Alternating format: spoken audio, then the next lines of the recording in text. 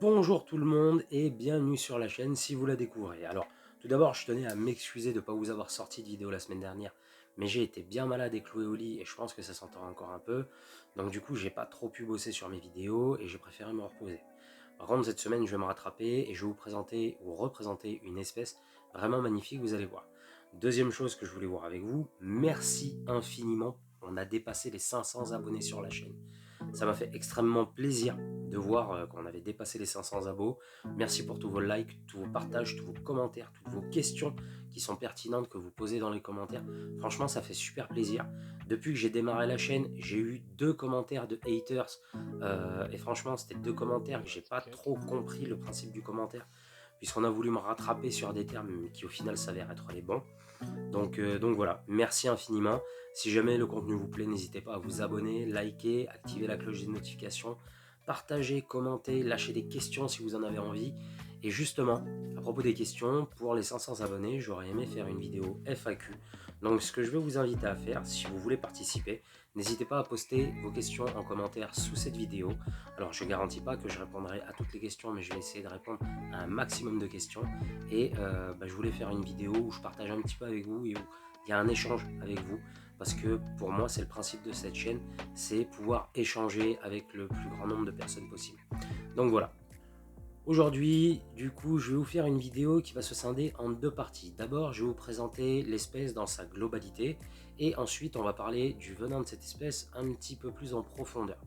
Et aujourd'hui, je vous emmène à la découverte ou à la redécouverte de Calliophyse bivirgata, le serpent corail bleu d'Asie. Le genre Calliophyse fait partie de la grande famille des élapidés. Alors, pour rappel, dans cette famille, vous allez retrouver toutes les espèces de serpents venimeuses avec une denture protéroglyphe, donc 2 crochets à venin fixe situés à l'avant de la gueule. Dans cette famille, on va pouvoir retrouver les taipans, vipères de la mort, serpents tigres, mambas, cobras et j'en passe. Et pour moi, Calliophyse bivirgata est la plus belle espèce de serpent au monde. Et je suis pas le seul à le dire. Les scientifiques lui ont donné ce nom justement pour faire référence à cette beauté. Effectivement, Callios veut dire beau et Ophis veut dire serpent, donc le plus beau serpent. Calliophyse bivirgata a été décrit par Bowie en 1827 et il a une aire de répartition qui est quand même assez vaste. Vous allez pouvoir rencontrer Calliophyse bivirgata si vous avez de la chance. En Thaïlande, en Malaisie, à Singapour, Sumatra, Nias, Bangka, Belitung, Mentawai, Bornéo, Sumatra, à Java, au Cambodge, au Vietnam et au Laos. Alors je dis si vous avez de la chance, parce que Calliophyse bivirgata a un biotope qui est quand même assez restreint. Pour qu'il puisse y vivre et s'épanouir correctement, il va lui falloir plusieurs choses. D'abord, une forêt assez dense. Donc on croise des Calliophyse bivirgata dans les forêts de plaine ou en montagne jusqu'à 1000 mètres d'altitude. Ensuite, il faudra que ce soit une forêt humide, parce que l'humidité pour cette espèce est primordiale, sinon il n'arrivera pas à survivre. Et dernièrement, il va falloir que ce soit un biotope qui va comporter un point d'eau et très peu d'activité humaine. Effectivement, les Calliophyses aujourd'hui ne sont rencontrés que dans des forêts où l'activité humaine a un impact très minime sur l'environnement et où on va trouver de nombreux points d'eau. Donc c'est pour ça que je dis, si vous avez de la chance, vous pourrez en trouver. Bon, au niveau de la description, je pense que j'ai pas besoin de m'étendre. Vous êtes là sur un serpent qui va atteindre les 180 cm, qui a une couleur bleue électrique sur les flancs qui est tout simplement magnifique, avec une bande bleue plus foncée sur le dos, une tête rouge bien démarquée du corps et le bout de la queue tout rouge. Je sais, dit comme ça peut paraître bizarre, mais il n'y a aucun sous-entendu. Justement, cette couleur rouge et bleue, si pétante, est en fait un système de défense. C'est ce qu'on appelle des couleurs aposématiques. Et si je vous donne le nom par lequel tout le monde appelle ce serpent, vous allez comprendre que la famille des serpents corail est assez spéciale à ce niveau-là. Ce serpent se nomme le serpent corail bleu d'Asie. Et les serpents coraux, j'ai déjà abordé le sujet dans une autre vidéo. Ce sont tous des serpents qui font partie de la famille des élapidés qui présentent des couleurs aposématiques. Donc ces couleurs, elles vont jouer un rôle bien précis. En fait, elles vont avertir les prédateurs que ce qu'ils ont en face d'eux n'est pas une proie sans défense, mais un animal dangereux qui a potentiellement le pouvoir de les tuer. Et ça leur permet d'éviter, dans 90% des cas, d'être tués par des prédateurs beaucoup plus gros. Mais vous en avez quand même qui vont tenter leur chance et qui vont s'y essayer. Alors, soit ils vont y arriver, soit ils vont pas y arriver, et dans ce cas-là, ça va mal tourner pour eux, mais ça on le verra dans une autre vidéo. Et évidemment, le serpent corail bleu d'Asie n'échappe pas à cette règle et avec ses couleurs, il envoie un message d'alerte à ses prédateurs. Mais il n'y a pas que les couleurs chez ce serpent qui sont hors normes, les poches à venin le sont également. On estime que la taille des poches à venin de ce serpent représente 25% de la taille totale du corps de l'animal. C'est tout simplement le serpent qui a les plus longues poches à venin de tout le règne des serpents. C'est assez impressionnant à voir. Malheureusement, c'est des images d'une autopsie que je vous montre, mais voilà, vous pouvez vous rendre un petit peu mieux compte de ce que ça représente.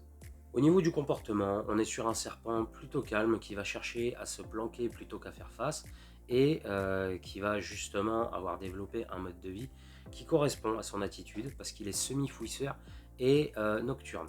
Il est très rare d'en croiser en plein jour et très peu de personnes en croisent en plein jour. Et pour le trouver, il va falloir que vous cherchiez bien donc, sous la terre, sous les feuilles, sous les roches, sous les troncs, parce qu'il adore se planquer. Niveau caractère, de ce que j'ai trouvé sur internet, sur les forums, même dans des vidéos, on parle généralement d'un serpent qui est plutôt cool, et c'est tant mieux parce que vous allez voir, son venin ne plaisante pas du tout. Au niveau du comportement alimentaire, eh bien, comme tous les serpents corail de la planète, ce serpent est à tendance ophiophage, c'est-à-dire qu'il va boulotter d'autres serpents. Et sur internet, certains sites lui ont donné un petit surnom assez évocateur, c'est le tueur de tueurs. Pourquoi? Eh bien, tout simplement parce que dans la nature, cette espèce a été observée en train de prédater des serpents tels que des bongars, qui eux ont un venin aussi très toxique et qui peut vous coucher en très peu de temps, mais aussi des juvéniles cobras royaux, des Trimeresurus, des serpents de familles diverses et variées, mais qui ont un venin qui est quand même assez virulent. Ils mangent également aussi des petits constricteurs type Xenopeltis unicolore. Et de temps en temps, ils peuvent se rabattre sur un petit rongeur, un petit amphibien ou un petit saurien. Mais ils vont essentiellement se concentrer sur d'autres serpents. Et au niveau reproducteur, eh bien, comme pour tous les serpents de la planète, la reproduction est régie par les saisons. À la sortie de la saison sèche, les animaux vont se remettre à avoir une activité normale, vont chercher de la nourriture. Les mâles un petit peu moins que les femelles parce que celles-ci vont chercher à s'engraisser au maximum. Une fois qu'ils sont rassasiés, les mâles vont partir à la recherche d'une femelle. Il va y avoir un loch qui va pouvoir durer plusieurs heures. Et à la fin de celui-ci, le mâle va vite se barrer parce que ce serpent est aussi cannibale. Il est capable de bouffer les individus de son espèce.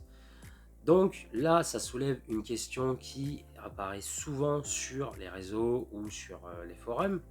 Les serpents sont-ils immunisés contre les venins de leur propre espèce? Eh bien pas forcément, et on a la preuve avec Calliophis. Une fois que le mâle s'est barré, la femelle va être en gestation pendant 2 mois.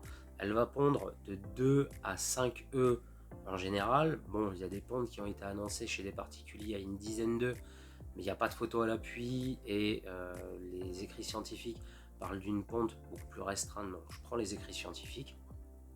Et c'est pareil, j'ai pas trouvé de note qui précise si la femelle laisse les œufs s'incuber tout seul ou si elle les couvre. Donc ça, je m'avancerai pas là-dessus. Mais au bout de quelques mois, les petits vont pointer le bout de leur nez. Et là, c'est pareil, j'ai pas trouvé d'infos sur la concentration de venin que les petits peuvent inoculer. Il n'y a pas d'études de fait là-dessus, mais je suppose que les petits sont capables d'inoculer un venin qui est déjà assez toxique à leur proie pour pouvoir survivre. Donc voilà pour notre première partie. Maintenant, on va attaquer la partie qui m'a donné le plus de galères, à savoir la partie venin. Donc comme d'habitude, j'ai essayé de vulgariser les infos que j'ai trouvées, mais c'était assez complexe.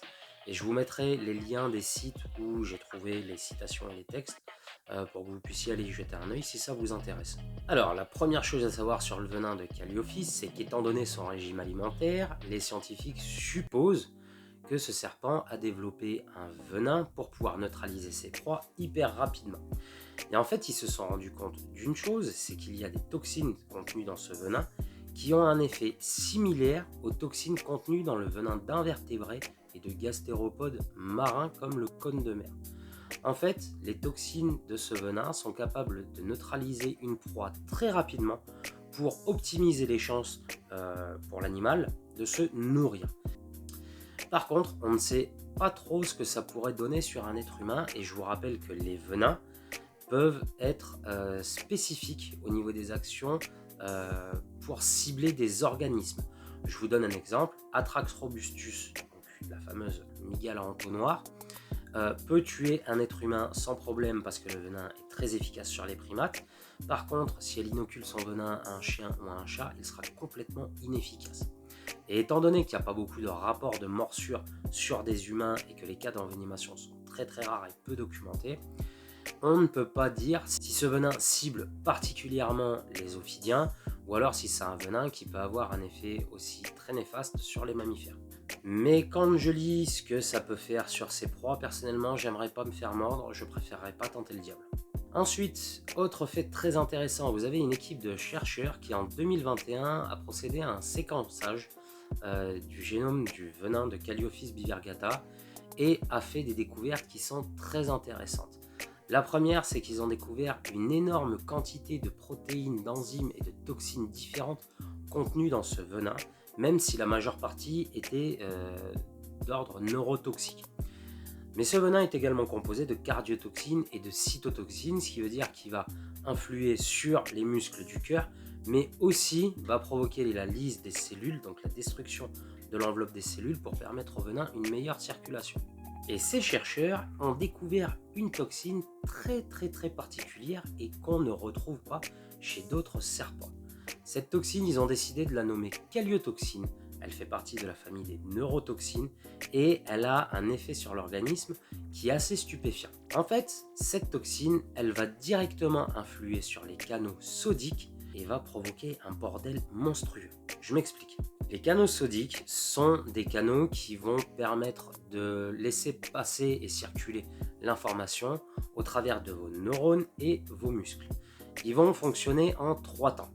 Vous allez avoir l'ouverture du canal qui va laisser passer l'information. Et après, il a une période d'inactivation, donc il va rester fermé. Puis il recommence. Il s'ouvre, l'information passe, inactivation. Sauf que la calliotoxine va venir foutre le bazar dans ce capteur, puisqu'il va s'ouvrir et elle va l'empêcher de se fermer, ce qui va permettre à l'information de passer en continu. Et en fait, l'effet sur votre organisme, enfin, quand je dis votre, sur l'organisme des proies, c'est qu'elles vont être atteintes d'une paralysie très rapide et généralisée. Elles ne vont plus pouvoir bouger, elles vont être atteintes de spasmes et ils ont constaté que cette toxine agissait assez rapidement. Pour ça, ils ont avancé l'hypothèse que du fait de son régime alimentaire, ce serpent avait tout intérêt à posséder un venin qui neutralisait rapidement ses proies pour ne pas à son tour en devenir une. Effectivement, comme je vous ai dit tout à l'heure, Calliophis est capable de se nourrir de juvéniles Ophiophagus ana. Sauf que le cobra royal est aussi un serpent ophiophage. Et allez savoir s'ils se mordent en même temps, lequel des deux mourra en premier. Et bien avec ce venin, Calliophis est quasiment sûr de tuer le cobra avant que celui-ci ne puisse le mordre. Tout simplement. Et pour ce qui est de l'envenimation sur les hommes, eh ben on a très peu de cas d'envenimation sur les hommes et on n'a aucun retour d'envenimation mortelle sur un être humain. Donc vous avez des sites comme le WCH Toxinologie qui classent le venin de ce serpent comme modéré, mais ils disent quand même qu'il faut faire très attention. Et vous avez des sites qui clairement vont vous mettre des titres un petit peu putaclic en mode « ce serpent va vous faire vivre un enfer ». On ne sait absolument pas ce que vous allez développer comme symptômes si vous vous faites mordre. Il y a un youtubeur que je suis qui fait du herping en Thaïlande qui s'est fait mordre, qui dit s'être fait mordre par un Calliophis bivirgata parce qu'il n'y a pas de vidéo de la morsure en direct. Par contre, il décrit les symptômes et c'est assez intéressant puisque dans les symptômes, il y a une douleur vive et quasi instantanée à l'endroit de la morsure, donc à savoir le majeur. Il y a une raideur qui s'installe sur le majeur. Vous avez les ganglions lymphatiques qui gonflent. Il décide quand même de se rendre à l'hôpital. Et à l'hôpital, quand il dit qu'il se fait mordre par un serpent corail bleu, on lui donne juste des antidouleurs et on applique une compresse. Donc sur le moment, il n'était pas très serein, mais 24 heures après, visiblement, tout allait bien. Et il le dit lui-même, on a tendance à diaboliser ce serpent, alors qu'au final, il n'y a pas grand-chose. Alors à ça, il y a plusieurs hypothèses. Comme je vous le disais tout à l'heure, soit c'est un venin qui va être très spécifique et qui va être efficace sur un type d'organisme, les ophidiens par exemple. Ou alors, le monsieur a été mordu et l'animal n'a pas inoculé une grosse dose de venin, ce qui lui a évité de subir une envenimation sévère. Ou alors, tout simplement, on est sur une morsure sèche et le monsieur a développé un gonflement du doigt parce que un corps étranger est rentré dans son doigt avec des bactéries du coup il y a une réaction du corps, et les ganglions lymphatiques qui gonflent, la douleur, tout ça, c'est quelque chose de somatique. Vous voyez, c'est ça le problème, c'est que tant qu'il n'y a pas de recherche clinique, on peut avancer toutes les hypothèses qui sont possibles et inimaginables. Maintenant, moi personnellement, quand je vois les effets que ça peut avoir sur les proies, je préfère éviter la morsure. Et ce que je peux vous recommander, si jamais vous allez dans ces pays-là et que vous croisez, ou vous avez la chance de croiser un Calliophis bivirgata, prenez-le en photo de loin, mais ne le manipulez surtout pas. Parce qu'étant donné qu'il n'y a pas de retour sur une envenimation et que ce serpent vit dans des milieux qui sont quand même assez éloignés de toute activité humaine, si vous vous faites mordre et que vous subissez une vraie envenimation, ça peut très vite mal tourner. Alors c'est pour ça que je vous dis toujours dans mes vidéos, faites attention aux titres des journaux. Il y a souvent des titres putaclic qui sont là pour attirer les gens, les curieux, et leur vendre des conneries. C'est dommage parce que dans ces articles, je vous prends par exemple l'article de Ouest France, on nous parle du fait que ces toxines sont similaires aux toxines des invertébrés, et c'est quelque chose de vrai. Scientifiquement, c'est vrai. Mais derrière, on vous dit que si vous vous faites mordre, vous allez entrer dans un état catatonique, vous allez être complètement paralysé, alors qu'au final, on n'en sait rien. Il n'y a pas de rapport de cas d'envenimation sur l'humain dû à cette espèce. Mais faites bien attention, hein. N'allez pas jouer au cador, n'allez pas mettre votre vie en jeu juste pour une belle photo. Et autre fait qui est assez intéressant sur Calliophis bivirgata, c'est que c'est un serpent, au lieu de mordre, même s'il se sent acculé, il va chercher à se barrer, ou alors il va utiliser une méthode de luring pour essayer de faire fuir l'animal. Je vous montre là, c'est un Calliophis bivirgata en position de défense. Il redresse sa queue pour faire croire que c'est la tête de serpent, tout simplement parce que si le prédateur lui arrache un bout de queue, il pourra peut-être vivre sans, alors que s'il lui arrachait la tête, ce serait terminé. Donc on est sur des animaux qui vont avoir une utilisation du venin qui est vraiment ciblée, spécifique pour la prédation, et qui vont essayer de mordre en mode défense le moins possible. Mais ça peut arriver, donc faites attention. Et voilà les amis, c'est la fin de cette présentation sur Calliophis bivirgata. Pour moi, c'est vraiment un bijou ce serpent. Alors, pour ceux qui se poseraient la question, oui, en France, ce serpent est soumis à CDC. Et je pense pas qu'il y ait beaucoup de départements qui délivrent un CDC amateur pour ce type de serpent. Si vous voulez vous lancer, je pense que c'est une très mauvaise idée. Après voilà, j'encourage pas la détention de serpents venimeux, que ce soit avec ou sans CDC, si derrière il n'y a pas un projet costaud. Mais ça, j'en parlerai dans une vidéo qui sera complètement dédiée. Du coup, si vous avez des questions comme d'hab, n'hésitez pas à les laisser en commentaire. Si vous avez des suggestions, pareil. Si les vidéos vous plaisent, n'hésitez pas à vous abonner, à liker, à activer la cloche des notifications. Ça aidera la chaîne à être beaucoup mieux référencée. J'attends vos questions pour la FAQ des 500 abonnés. N'hésitez pas à les poser en commentaire.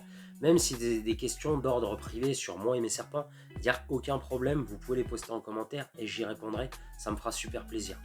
En attendant les amis, je vous dis à bientôt, on se retrouve la semaine prochaine pour de nouvelles vidéos sur le monde fascinant des serpents. Ciao, à plus.